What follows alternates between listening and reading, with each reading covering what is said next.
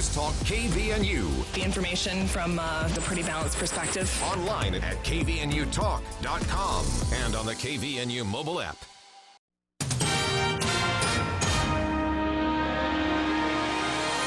KVNU News Time is 5:05. I'm Bill Walter with this news update brought to you by the Duck Hunter. Before his bi-monthly Direct Link program on Tuesday evening, which is a service of the Utah Broadcasters Association, Utah Governor Spencer Cox had unveiled his energy plan. He said on the program, moderated by KVNU's Jason Williams, that as the state transitions from one form of energy to other forms, he is concerned about the impact these changes will have on rural Utah. We have some of the cleanest burning carbon fuels in the world, and we have renewables in abundance. But it's the economies in rural Utah that are most impacted by some of these changes, and specifically looking at my friends just over the hill from Sanpete County, those that live in Carbon and Emery counties, and a lot of people in Sanpete County who work in those mines or in those production facilities, and our friends out in the basin, although things are starting to boom again out there. But the governor said it's important to make sure they are thoughtful when it comes to these transitions and the effects they will have. He said that's a real emphasis he has had as governor. Governor Cox said energy independence is something that he believes in very strongly. That the United States should be energy independent and that we should be a net exporter of energy. And that's important as we look at what's happening overseas, what's happening with Russia, and the way that Vladimir Putin has been able to use energy for leverage and really to hold nations hostage and rain his terror down on innocent people. Those things could be prevented, and the reliance on someone like him if we are smart about the way we produce energy here in the United States. Governor said being thoughtful involves, when looking at energy, that the three areas they focus on are affordability, reliability, and sustainability. A caller asked about the status of a bill that passed on starting the process of trying to take back federal lands for state control. That law did go into effect, and we have been trying to implement that law. But the federal government does have those lands. And so what we've put into place is basically the infrastructure on how we would manage those lands in a better way, we believe, than the federal government is managing them right now. Governor said that even the environmental community admits to him at times that they are unhappy with how the federal government is managing some of these lands. KVNU News Time is 5:07. Weather tonight, becoming mostly cloudy. A chance of rain showers this evening, then rain showers likely after midnight. Overnight low in the mid-30s. Slight chance of rain or snow showers in the morning. Partly cloudy in the afternoon. Upper 50s for the high tomorrow. West winds 10 to 20 miles per hour. Right now it's 64 at KVNU. KVNU weather brought to you by Napa Auto Parts. They have the items you're looking for, the parts you need, use, and rely on every day. In stock when you need it at your 5 locally owned Preston to Providence Napa Auto Parts stores. Did you just build a home or remodel your current home? Well, if so, John at the Duck Hunter says you should have your heating ducts cleaned as soon as possible and change out to a high-quality furnace filter. The dust from construction, sawdust, drywall, and more is sitting in your ductwork. Your furnace filter's probably clogged. You'd be surprised what John has found in air ducts, toys, construction debris, and rodents. Let the Duck Hunter clean the ducts today. Call for a free consultation. The Duck Hunter, 770-4813. We are the Duck Hunter. Breathe better, save money, protect your home. We are the Duck Hunter. KVNU News Time is 5:09. A 29-year-old North Logan man has pleaded guilty to downloading child pornography after police found a large database of thousands of pictures and videos on his electronic devices. Tyrell Judy accepted a plea deal and will now be sentenced next month. And Judy participated in a virtual hearing Monday afternoon in First District Court. He pleaded guilty to 10 counts of sexual exploitation of a minor, a second-degree felony. As part of the plea deal, prosecutors agreed to drop 10 remaining charges. And the Salt Lake City Council voted unanimously Tuesday in favor of reducing the default speed limit from 25 to 20 miles per hour. Supporters of the proposal have dubbed it as 20 is Plenty program. It comes following a series of pedestrian-related crashes along the Wasatch Front. Last week, 2 3-year-old boys were struck and killed in a high-speed crash in Utah County. Police say the driver was high on meth at the time of the crash. In addition, a 5-year-old girl was struck and killed by a U.S. Postal Service vehicle last Tuesday. Plus, a 23-year-old mother was killed and her child critically hurt after a hit and run last Tuesday. Police charged the driver with suspicion of automobile homicide and driving under the influence. KVNU News Time is 5:10. For more details on these and other stories, visit CacheValleyDaily.com. Fast and first with the latest news every 30 minutes. News Talk KVNU, your #1 radio station for news and talk. Old McDarrell has a farm. This is Jay from Daryl's Appliance. Have you heard? We've been selling and servicing appliances for 52 years now, and we know a good deal when we see one.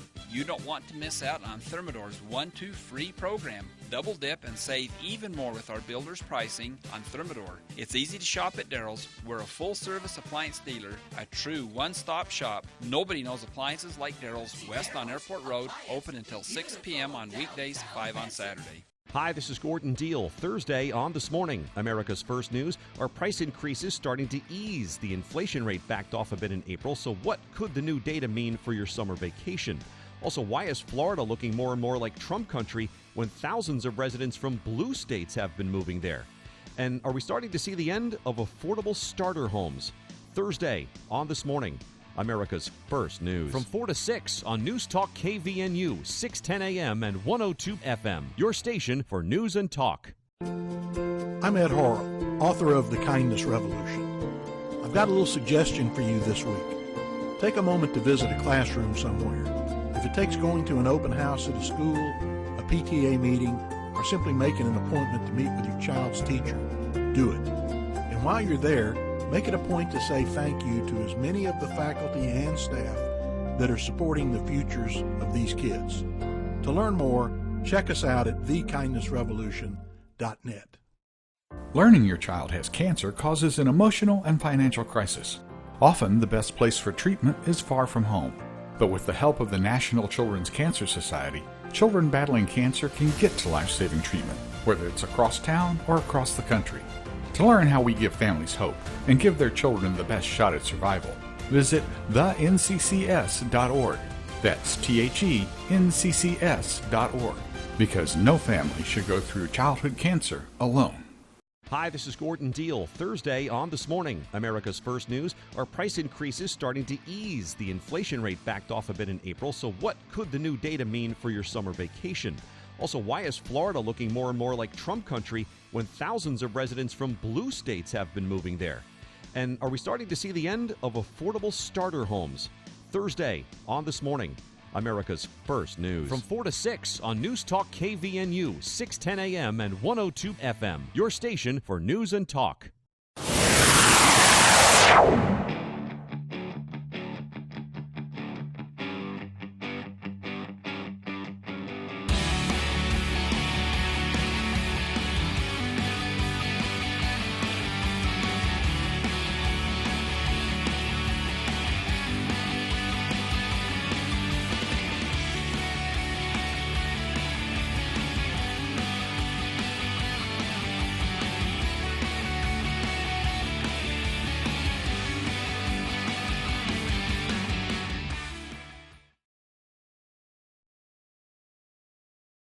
Welcome back to KVNU's For the People, Hour 2 of today's show. It is Wednesday, May 11th. I'm Jason Williams, Bill Walter here in the studio as well, and we are continuously making our way through the candidates. I'm not complaining about this, but there's a lot going on in Cache Valley. You have 2 county council primaries playing out. You have a congressional district primary. You have a United States Senate primary. Republicans, you have a lot that are going to be on this ballot going out the first week of June, and that does include a primary playing out in the northern part of the valley when it comes to our state house representation. And joining us here in the studio, both as a candidate and we'll also steal some of his time to talk about the last legislative session, we have with us Representative Mike Petersen. And Representative, I have to start with this because I keep doing it wrong and I keep getting corrected. I keep calling. The district number is changing thanks to redistricting. Yep. It's causing a little confusion, mainly among radio hosts. For a lot of folks. It is switching from 3 to 2. That's right. And so when you see, for voters, registered Republicans, you're going to see on your ballot District 2. It might not be familiar, but that is District 3. That will shift as redistricting has been done here in the state. So whoever wins this primary it's Utah. They'll go on and win the general election and then be the next representative in the Utah State House for what will at that time be Utah House District 2. So you've known it as District 3. It is now District 2. Representative, appreciate taking some time to join us today. I know it's lowest on anyone's list to come down and sit down in the studio and talk campaigns and take questions, but it's an honor to be able to do it because, as you and I were talking about before the show started here, in Cache Valley we still have the luxury of having very accessible lawmakers, and that is changing in other parts of the state, and that's a great segue into my first question for you today, and we can talk about whatever you want. But what's it like at the legislature? Reading and hearing from the outside, I talk to our listeners often, and they say it almost feels like places like Cache Valley are sort of getting steamrolled at times, and all of you go down there and push back against that. Is it getting harder? I don't know if it's getting harder. But maybe it's just that it's becoming more obvious that happens. Oh, okay. But I would say this: you've got here a sort of a super team. I'm so amazed at the strength of Dan Johnson and a Casey Snyder and a Senator Wilson and the things that they do, and then across the mountain over there with Senator Sandel and Joel Ferry. Holy cow! A lot of things get done. People say that our delegation fights above their weight. Sure, and it's good they do because we've got parts of the state, no exaggeration, salivating over our water. We have parts of the state looking at Cache Valley as an economic development test lab of sorts, and all that's good, that kind of attention. But it does. You're one of 70 plus lawmakers down there in the House each year. Is it so your first session, you're just elected, you're drinking from the fire hose. Yep. You've just come off of your second session where you get to as a lawmaker, set some priorities and things like that. Thoughts on the session? It seemed relatively calm compared to some other years, at least. Well, I would say in most ways it was relatively calm. Of course, we had that transgender bill that sort of overshadowed a lot of things, especially near the end of the session. Sure. But I thought it was a great session for water. I thought it was a great session for obviously for public ed, and I thought it was a good session even for our county here. Yeah, I wouldn't have any. I don't think there's anything we can really complain about from this last session. That is, people not familiar with the process. So you have, during the legislative session, you have your own bills that you put your name on. You also have the option to floor sponsor other lawmakers' bills from other chambers or co-sponsor in your same chamber. And then, of course, you have those bills that maybe have made it onto your list of things you are determined to vote against, right? You see them coming and you're just... there seemed to be less of that this year. I'm not saying it was a kumbaya session, but there seemed to be less things that everyone hated coming down the pike. I think that could be true. Jason, I hadn't thought of that, but I think that could be true, that there were probably fewer really contentious issues that we grappled with this time. Some of those things that may have been more controversial were kept maybe in the Rules Committee and never made their way out. Sure. And that may be part of the issue. But I think you're right in that overall the session was less controversial than it could have been, or maybe has been in the past.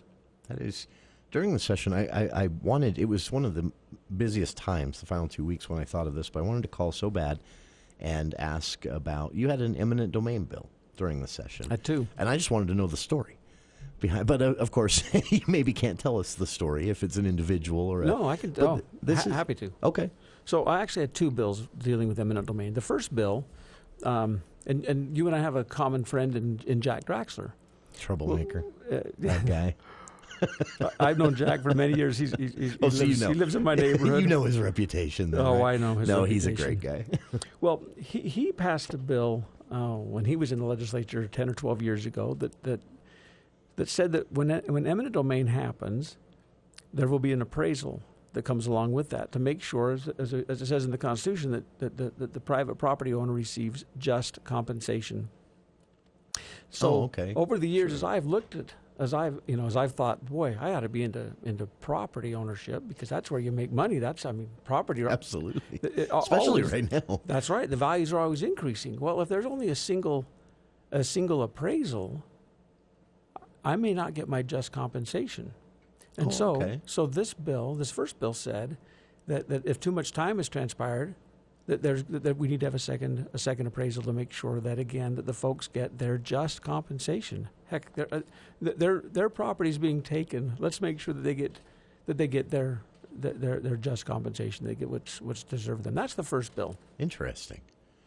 The second bill dealt with public parks. And in fact, I brought the first page for each one of my bills just so I could make sure I told you right. But the highlighted provision says removes the creation of a public park as a public use for which the right of eminent domain may be exercised. So you ask, where did this come from? Since I don't know, for decades I've thought about private property. Because if you read from the founders, it's fundamental in who we are. Sure. It's a natural right that we own property. You think about Moses coming down from Mount Sinai with those tablets, and two commandments dealt with this. Thou shalt not covet, and thou shalt not steal. Well, you can't covet or steal unless you own something. Sure. So I've always been sensitive about this issue about private property and making sure that private property is maintained, that folks feel secure in their private property. And eminent domain itself, though arguably necessary in some situations, there's just something about it that I think, regardless of a person's political ideology, party preference, there's something about it that makes us all go, Yeah, we all cringe. So in fact, Jason, when I read the current statute, and I saw things like military base and school and sewers and highways and public park, I said, that song, remember from Sesame Street, one of these things is not like the other, one of these things doesn't belong? It felt like sort of a category of necessary and a category of sort of luxury. Sure. And so I said, you know what, why don't we remove the public park from this? I called and checked with the Ombudsman's office from the state. I called and checked with the League of Cities and Towns, both of whom said not exercised. People don't use eminent domain to take property for public parks. It's politically interesting. I'm curious how that got in there in the first place. It's hard to envision an emergency for a park. Yeah. I mean, not that they're not important, but it's hard to envision a city having to say, we've got to take this for a park. That's right. That's what I figured. So I said, interesting. Well, let's just take it away, because the more folks are secure in their property, the more likely it is that they take good care of their property, which redounds to everyone. Everyone's property's values increase then if we're all taking care of our property.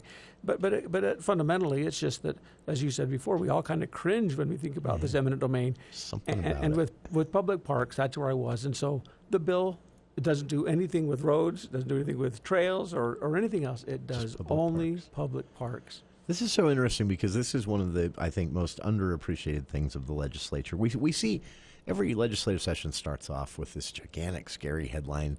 1,200 bill files opened, headed into the session. And then, of course, if you followed repeatedly, only 400 or 500 of those actually end up being voted on or pass. But also, digging further down on that, a lot of them are like this, where this isn't going to generate a huge headline. This isn't going to generate controversy in any way. Maybe there's some out there that had strong feelings and sent an email or called. This is making a minor change to a single line of statute that could have pretty significant impact. And to me, that's what's so fun about the legislative process and what most of the bills are about, right? Has that been your experience too? Yeah.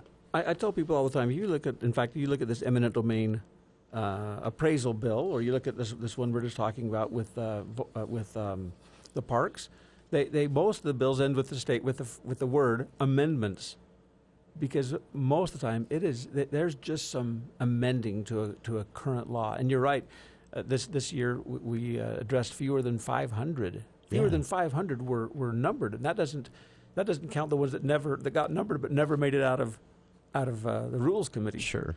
The one where the speaker was mad at somebody and they go, I'm kidding. I don't know about that. I don't want to get you in trouble here, but no, it's to me seriously that's one of the most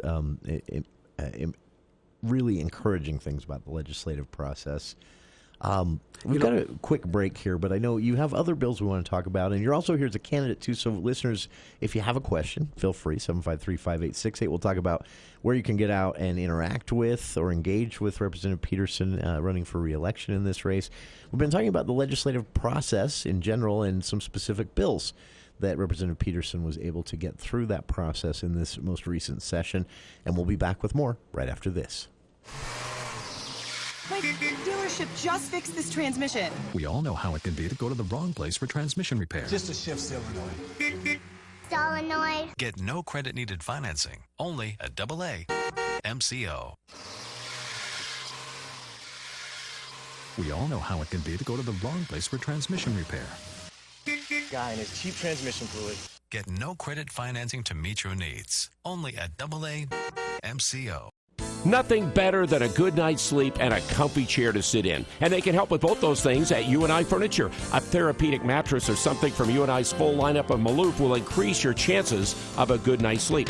And for the comfy chair to sit in, you need to visit UNI's Chair Heaven. So many chairs at UNI because they carry so many styles and kinds of chairs. And shoppers are always happy when they see the prices at UNI. For a good night's sleep or a comfy chair to sit in, visit the place where there's always a better buy, UNI Furniture, downtown Logan.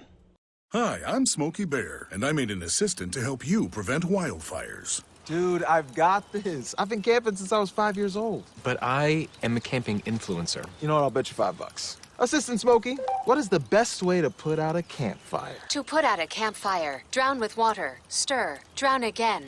Then make sure the fire is out cold by feeling with the back of your hand. Wait, really? I'll take the $5. Learn more at SmokeyBear.com. Brought to you by the U.S. Forest Service, your state forester, and the Ad Council.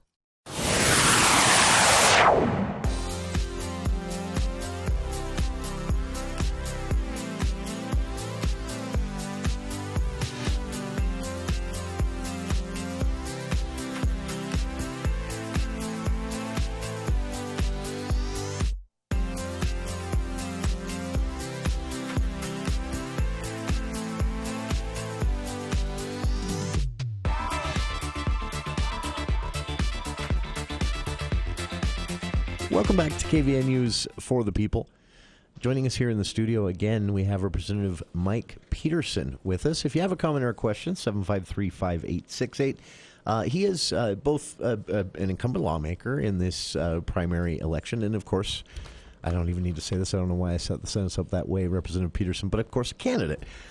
So before, I just want to make sure to get this in because something that happens in the studio sometimes when I'm talking with an incumbent, I'm obsessed with the legislature. It's a fascinating process. We talk about that the whole time, and I never mention to anybody that you're a candidate. And I don't want to shortchange you that way. So are there places people can get out? And I know we talked before, there's a candidate meet and greet plan. There's at least discussion of a potential debate that may or may not happen. And then, of course, you've got websites, Facebook pages, and more. You can come to my website, which is voteformikepetersen.com, and there's an events tab, and it is being updated, in fact, as we speak, because we've got about 5 more town halls that are being scheduled right now. And I know that the party is holding an event, meet and greet on June 4th, I think at Green Canyon High School. I don't know the time of that, but if you go to their website or to their Facebook page, and my Facebook page is Restore Your Voice. But if you come to voteformikepetersen.com, I think you can find some good information. This has been, as you've been campaigning, what are you hearing? Are there some standout issues that I know almost everything everyone's worried about right now somehow in one form or another boils back down to growth. You know, whether we're talking about water, whether we're talking about housing, whether we're talking about it, somehow it always comes back down to how many people are projected to be here 20 years from now. That is certainly an issue, but I got to tell you, Jason, what I hear the very most, and it came out of COVID, is people are concerned more than I think than ever before. They're saying, how much can the government do? Okay. How much can the government mandate that I do in my own life?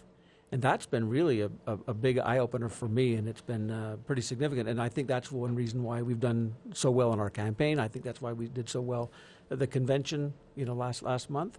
I think that idea of preserving your rights, protecting whether it's parental rights or it's your property rights, reducing taxes, reducing regulation on government. Those are things that people are thinking about. They're worried about because they've seen what governments, not necessarily just in Utah, but across the globe, and they've seen what governments have been able to do, and it worries folks. Do you have, along those lines or any other lines, if reelected, which again, for listeners, and I know my friends on the left get mad when I say this, the result of this primary is the result of the election. Whoever wins this primary is going to go on and represent the northern part of the valley in the state legislative house. So going back in, if you're reelected, do you have any key priorities that you plan to take with you? Are there bills you're working on already that are a must-run kind of thing? So I'm looking. Or is at it too fresh off the last session? Am I pulling the Band-Aid off here? No, and actually, the day it ended, I started my list because I'm excited about this. And like you, the legislative process is exhaustingly slow, but it's awesome. Yeah. People sometimes will complain and they say, "Well, why don't we do X? Why haven't you guys done X?" And I'll say, "Well, because you got to remember, we've got to write the bill. It's got to go to the Rules Committee. It's got to make its way to a committee. It's got to be heard and passed. It's got to go to the full House. Then it goes over to the Senate, where it goes to the Rules Committee. It's got to go to... One of the best kept secret, too. I think most people looking at what goes on at the federal level, they assume it's Republicans and Democrats just butting heads. And it's more House and Senate. It's the House and the Senate eking out, changes to bills that you see most often. And that's fascinating to me. It is. And it's wonderful because when a legislator comes up with an idea for a bill that needs to happen, and they meet with stakeholders, and they meet with various groups, and then it goes to a committee, and the committee looks at it, and maybe they see something that was completely missed. Sure. And then maybe on the floor it gets missed, and so in fact, I did a webinar the other day with folks about navigating the state website, and one of the things you'll notice is that there's the bills will say voting administration. Substitute 1, 2, 3, 4, and you'll see 6, 7, 8, 9, 10, because it's been altered many, many times. There's been usually, I would say, positive revisions. Sometimes, Sure. I wish, man, why can't we just see the first bill? That was the best. It's been ruined over the course of the session, but it's a wonderful process. Sure. Yeah, but it's a wonderful process, and it's the one that it's the process the founders wanted, and I think it makes for really ordinarily it makes for typically good policy when lots of eyes have had a chance to look at it, lots of voices have been able to speak about it, and tweaks have been able to be made. I agree, and as you said, people get frustrated that the process is slow. I think sometimes a fast process would be really frightening. I do too. I like the it takes 3 years sometimes to get something done. Given the choice between just doing it, snapping your fingers and doing it, and waiting, I'll take waiting. Yeah, Did you, out of this last session, did you have any favorites or least favorites that came from other lawmakers, things that happened in the session that you were excited to get to vote for or against? Boy, Jason, I just thought of that question. I do not remember. I can tell you one because it was one of mine. Okay. If that's all right. Sure. So when my son graduated from high school, He moved to Idaho Falls, had a job with Al's Sporting Goods, took a job, left for Idaho Falls, and a few months later, his ballot came to vote, and I shredded it and threw it away. And a few months later, his next ballot came, and then another one came. He hadn't updated, huh? Yeah, he hadn't updated, and neither had the county. Oh, and so sure. and so I checked into state law and discovered, well, in state statute, it tells a process that a county clerk could follow to maintain the voter rolls, but it didn't have anything about how often that should happen. And so I met with Jess Bradfield and other clerks across the state, and we crafted a bill that said 90 days before the primary and 90 days before the general, that maintenance process should occur so that we, if somebody's moved away or moved, or passed on, that we ought to have them off the rolls. Makes sense. Then I also mentioned to Jess, I said, what should I have done with that ballot, Jess?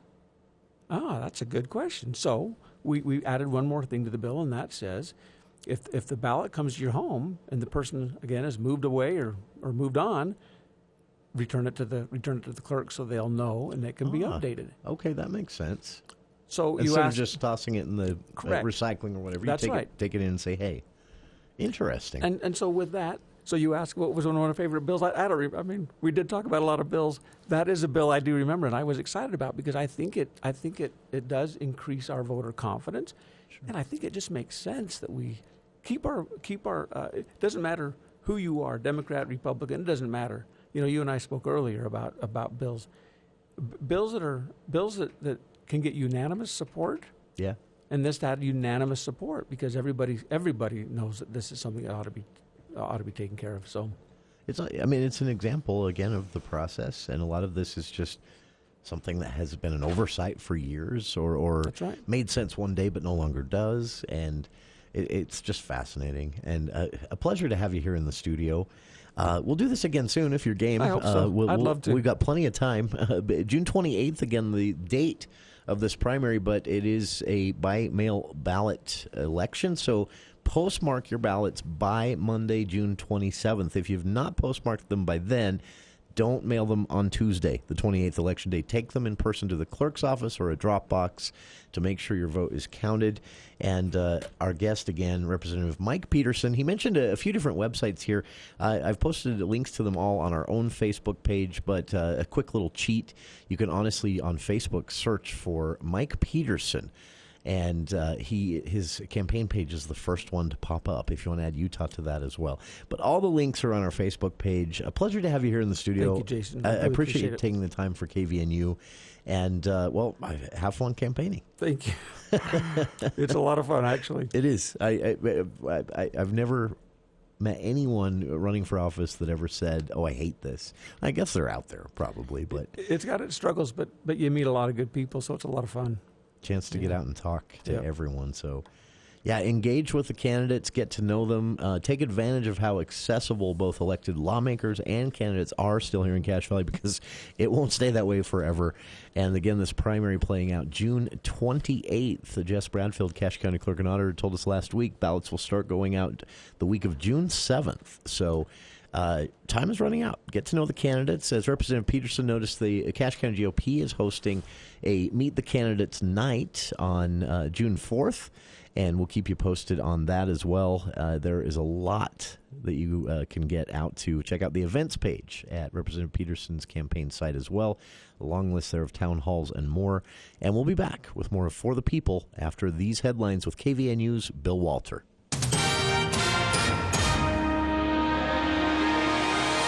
Thank you, Jason. KVNU News Time, 5:38. News brought to you by Mount Logan Laundry. On Tuesday, Lee's Marketplace broke ground on what will be the company's 8th grocery store in the state of Utah and its 3rd in Cache Valley. The new store, to be located at 150 North Highway 91, has been anticipated for years after the business planted a sign along the highway in a farmer's field. Jonathan Badger, owner and CEO of Lee's Marketplace, said Cache Valley is their home, and they are thrilled to bring their friendly service, clean store, and fresh quality products to more families up north. Not only will the new location cater to the residents of Richmond, but also residents throughout northern Cache Valley, including communities in Franklin County, Idaho. Local officials who attended the groundbreaking included Richmond Mayor Paul Erickson, members of the Richmond City Council, Cache County Executive David Zook, Cache County Economic Developer Sean Milne, as well as Sherry and Jonathan Badger.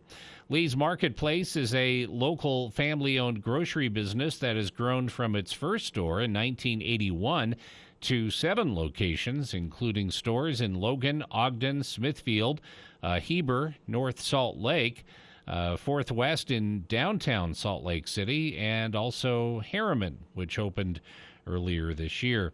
The grocery store will feature a pharmacy, scratch bakery, corner floral shop, fresh meats and cheeses, and other signature items. Many local groups and events will be disappointed with their disbursements from the Cache County RAPS restaurant tax revenues this year. During their regular meeting Tuesday, the members of the Cache County Council approved a list of allocations totaling $2.8 million to various worthy causes. The problem was that the RAPS Restaurant Tax Committee had received 69 requests totaling $5.6 million, according to County Executive David Zook. As chairman of that committee, Zook praised Council Chair Barbara Tidwell and Council Member David Erickson for their efforts on the committee. Cache County has collected a 1% sales tax on prepared food since 1992 to fund support for tourism, recreation, and the cultural arts. And Roy police are investigating a bizarre burglary case where the previous owner of a home is accused of breaking in and spending nearly a full day inside. 39-year-old Daniel Davis faces multiple charges, including burglary, threat of violence, and theft. According to court documents, Davis went to a home she formerly owned and broke in. She's accused of spending nearly a full day inside, acting as though she lived there. The current owner of the home, Melanie Johnson, told KUTV she received multiple notifications from her doorbell camera starting Monday morning. Johnson said she finally paid attention to one notification later in the afternoon. Johnson said she picked up her kids and drove home. She found that her garage door wouldn't open and that a lock she doesn't use on her front door was engaged. She had no way in, or she she had no way in to her house, so she drove to an auto parts store thinking the battery in her garage remote was dead. She arrived back at her home and found the garage door was now open. She said she told her kids to stay in the car when she went in to investigate. Johnson called 911 and responding police officers began to investigate. Johnson said she showed officers the video from her doorbell camera, which showed a woman coming in and out of the house at different times during the day. Police began to clear the home while Johnson waited in the driveway with her kids. Officers said they arrested Davis in the garage. Johnson confirms that Davis previously owned the home, but that it was sold in April 2021. Johnson said that Davis also tried to break in December 2021. KVNU News Time is 5:42. Make laundry a snap with the large load washers and dryers at Mount Logan Laundry. Rather than 8 to 10 loads at home, get the job done in 1 or 2 with their 55 or 80-pound washers and 80-pound dryers that are perfect for sleeping bags, comforters, and other big items. Mount Logan Laundry has free Wi-Fi and drop-off service, plus they're open until midnight. Mount Logan Laundry really is the cleanest spot in town. Find them at 5th East and 9th North in Logan or in Brigham City on the corner of 1st East and 7th South. KVNU weather, increasing clouds tonight with a chance of rain showers this evening, then rain showers likely after midnight. Overnight low in the mid-30s, and then partly sunny, 20% chance of rain and snow showers Thursday morning. Partly cloudy by afternoon. A little bit cooler, upper 50s for the high.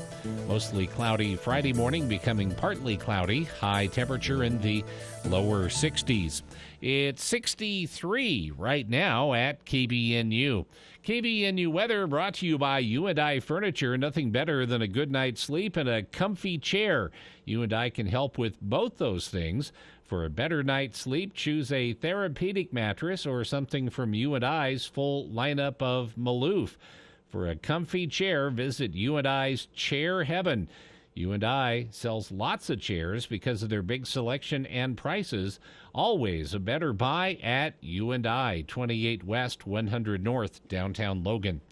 For more details on these and other stories, visit CacheValleyDaily.com. If you're a veteran or first responder, this message is for you. Cytiva wants to invite you to a free lunch as a way to say thank you for your service. Please mark your calendar for Friday, May 13th from 11 a.m. to 1 p.m. Employees of Cytiva would like to serve you a free lunch, including steak, potatoes, and dessert. Again, veterans and first responders, join Cytiva Friday, May 13th from 11 a.m. to 1 p.m. for free lunch at Cytiva, 925 West, 1800 South. Look for signs on parking as you arrive.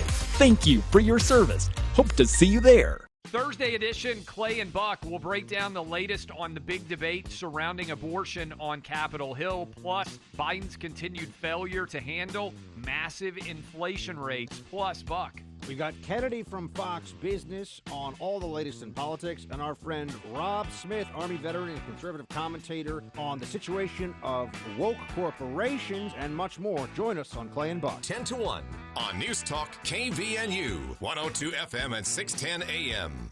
With rising gas prices, there's never been a better time than now to go electric. Come to Murdoch Volkswagen and see what all the hype is about when you test drive the new 2022 ID4. With a range of just under 300 miles, the ID4 has all the latest technology, including the digital dash, remote access, adaptive cruise, and blind spot monitoring. Come in and take a test drive and reserve your brand new electric ID4 today. When you walk through our doors, you feel like family. At Murdoch Volkswagen in Logan or online at murdochvw.com. Call 866-628-3065 or see dealer for complete details. Offer expires 5/31/22.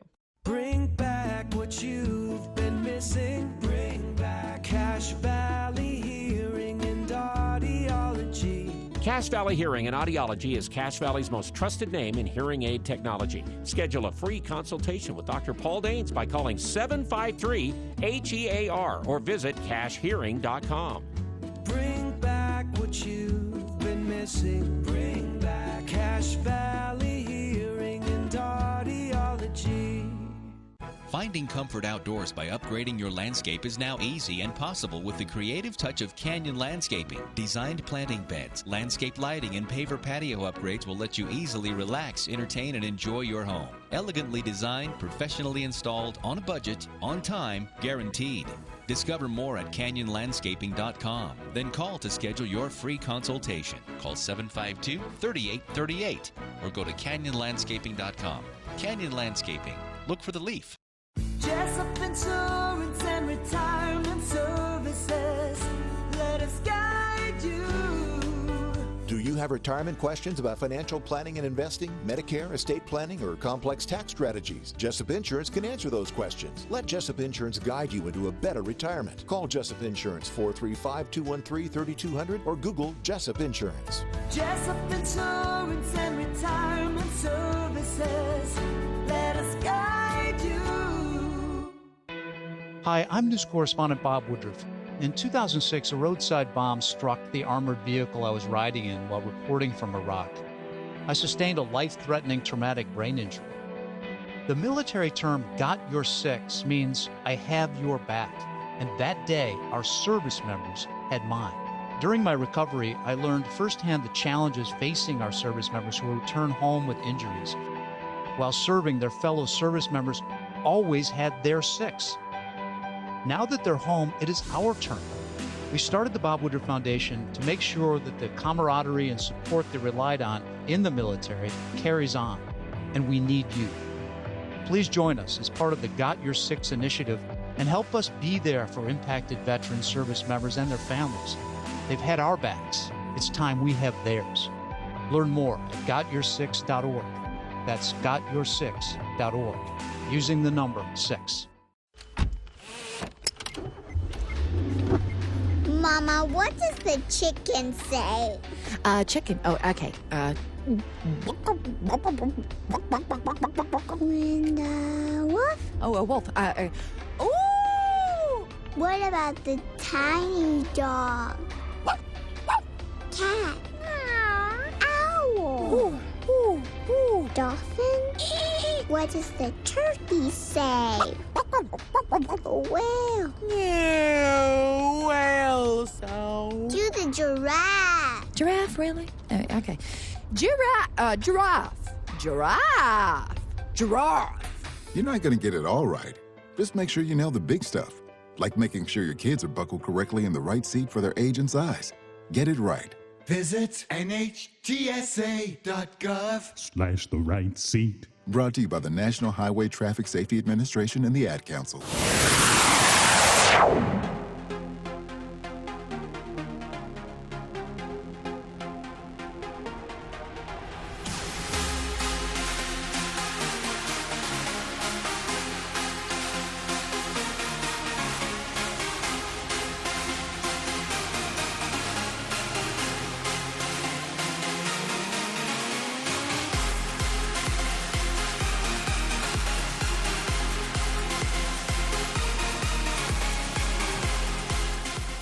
Welcome back to KVN News for the People. Thanks again to Representative Mike Petersen. Again, nice to get, that makes us, so we're going to try and get to him again, but Bill, at this point, we're officially done with, we've spoken with both candidates, and they're both available on the podcast. Well, this interview will be soon. So they're both in there. We've spoken with everyone in the United States Senate race except for Senator Lee himself, and that's in the works. We've spoken with everyone but Tina Cannon in the congressional district race here in District 1, but that's in the works. And so at least once there's audio out there where you can hear the candidates.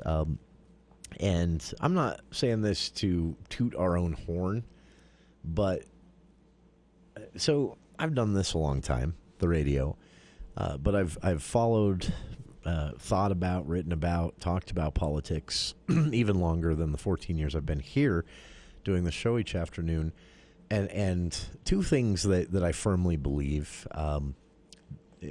Radio debates, actual debate-style debates, don't work. They're not very informative, and everyone ends up feeling cheated, including the listener, because you're just trying to get through as much content as you can, as quickly as you can.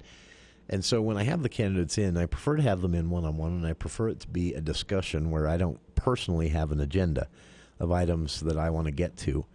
And again, not to toot our own horn, I think we produce, here through For the People, we produce some of the better candidate profiles that you will see, because this is going to sound like I do it on purpose and it's a sneaky thing, but there's something that happens to a person when you start having a conversation with them, and when they stop thinking about the fact that there's a microphone in front of their face and I'm sitting across from them, and they've come in with this idea that I've got these questions that I'm going to just pepper them with, and we just start talking and having a conversation about things that are relevant to the race and to legislative politics in this case, or whatever it is that we're have the person in for.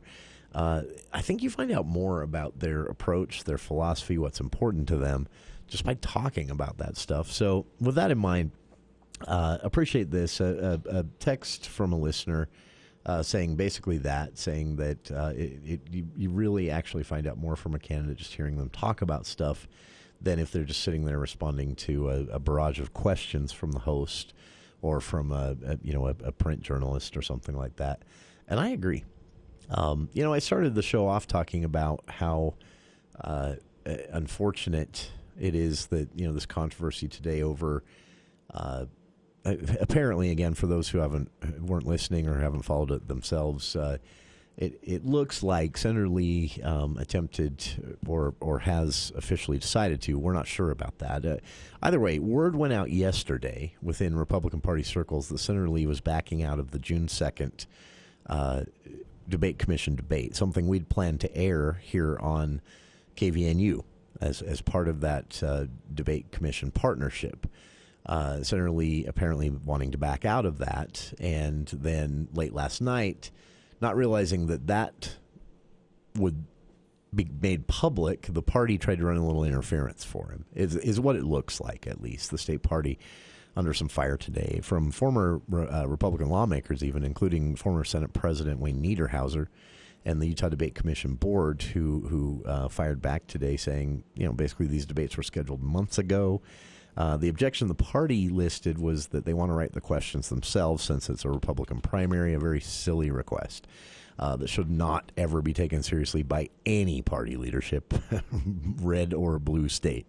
But you don't get to write debate questions. That should be off the list of possibilities in all scenarios. Because, put it this way, the first time the Utah Debate Commission honored this request from the Utah GOP leadership would be the last time the Utah Debate Commission was ever taken seriously as an impartial debate organizing committee. So they have an interest in saying no to that, again, unserious request from Carson Jorgensen, the chair of the Utah GOP. But again, it looks more like that that was a labored statement they put out last night, using that as the excuse to advise all Republican candidates to avoid these debates, running some cover because Senator Lee wanted to back out of the debate. That's what's been confirmed so far. With all of that said, are debates actually that I get one of the things I like about these Utah Debate Commission debates is that they're televised and broadcast on radio. So they reach a wide audience, and that reminds people there's a primary. It reminds people about ballots. It reminds people to send the ballots back in if they're already registered, because this is a registered Republican-only primary. It reminds people about the general election. It gets people paying attention more, and then hopefully maybe you see some higher turnout. You have more people, at least, than would have otherwise been the case weighing in.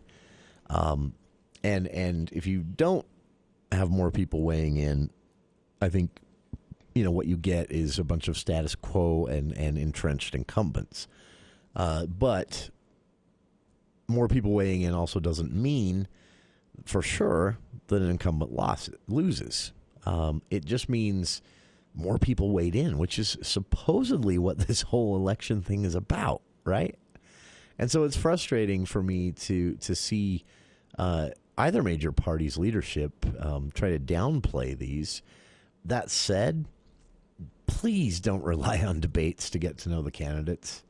I've explained here why I don't like to set those up here on the show. I don't think they're very informative. I think everyone walks away feeling cheated. Both candidates always feel cheated by the time frame, and listeners feel cheated by how quickly. I mean, when you're asking people to do 2-minute responses, how much are you really learning? You could probably read the exact same thing from their website. So don't rely on debates to get to know your candidates. And I'm saying that, again, as someone who's disappointed with this little dust-up in the last 24 hours over the Utah Debate Commission, because, again, we plan to air these debates. The Utah Debate Commission, by the way, says that the debates will continue, whether Senator Lee backs out or not. June 2nd is when the first debate is planned for the Senate race, and then there are some other dates set for, which I'm blanking on right now, but I've posted them to our Facebook page, other dates set for the first congressional. By the way, happy to report, I did confirm this through the show today, just shooting out messages here. None of the Republicans in the first congressional district race have waffled like this and tried to back out of the debate. So in that debate, you will have Andrew Badger, Tina Cannon, and Representative Blake Moore on the stage, televised and broadcasting here on KVNU. So you'll at least get that one. But it looks like the Senate debate, well, right now the Debate Commission is saying they've heard from the Isom and Edwards campaign and they plan to debate, which could be interesting, too, seeing Ali Isom and Becky Edwards debate on the stage without Senator Lee. But it's not going to be a very good look for Senator Lee. So I'm guessing that he jumps back in and maybe we get a little more explanation on where all this is coming from. But, yeah, so it's a developing story, I guess you can say, on this whole debate thing. But it's again, it's just not a good look. Just want to hammer on that again, though. Don't rely on debates for. I'm not saying there's a perfect way to get to know candidates, and obviously, it's impossible to spend an hour, or who wants to really spend an hour with each and every candidate. But there are ways, and really take advantage of how accessible they are here. even our elected officials, incumbent lawmakers in primaries or outside of election years even, we still have a privilege here in Cache Valley that is disappearing even in other parts of Utah, where you can actually call their personal cell phones listed on the legislative site and campaign websites and get an answer. You can shoot an email and get an answer, and that doesn't even happen anymore in Salt Lake or Utah counties. So we've still got that luxury here in Cache Valley. So great comment from a listener coming in here saying that they also appreciate that I avoid gotcha questions. Part of that is there's rarely gotcha news to try and gotcha them about. I'm not above it. Don't get me wrong. I'm kidding. Gotcha questions inform and educate no one. It just makes for good theater. And if that's why you're listening, I'm probably going to disappoint you. All right.